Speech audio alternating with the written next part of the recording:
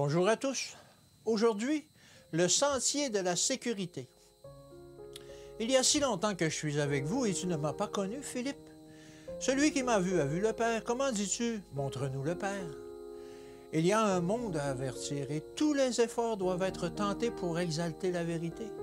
Le grand maître tenait entre ses mains toute la carte de la vérité.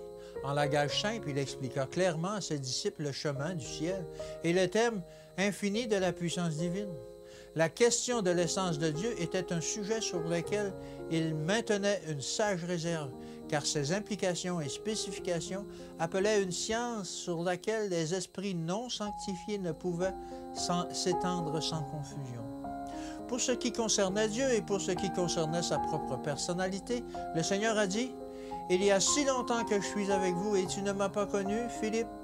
Celui qui m'a vu a vu le Père. Comment dis-tu, montre-nous le Père? » Jean 14, verset 9. Le Christ avait l'image exacte de la personne de son Père.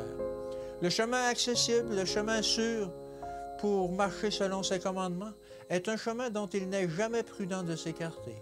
Et lorsque les hommes suivent leur propre théorie, enveloppée de douces et fascinantes représentations, ils tendent un piège pour faire tomber les âmes. Au lieu que vous consacriez vos facultés à élaborer des théories, le Christ vous a donné un travail à accomplir. Son mandat, c'est de faire de toutes les nations des disciples, les baptisant au nom du Père, du Fils et du Saint-Esprit.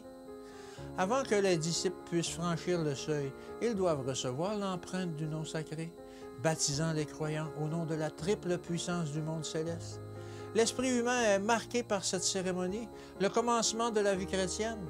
Elle signifie beaucoup l'œuvre du salut, et ce n'est pas une affaire triviale. Elle est si vaste que par sa foi ainsi exprimée, la gent humaine peut se saisir des plus hautes autorités.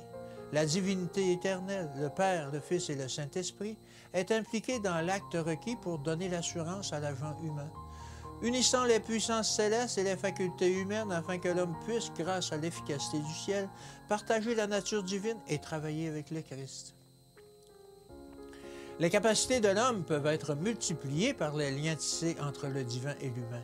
Unis aux puissances du ciel, les talents humains augmentent selon cette foi qui œuvre par l'amour et purifie, sanctifie et ennoblit l'homme tout entier. Que Dieu vous garde et qu'il vous bénisse, et je vous dis à demain.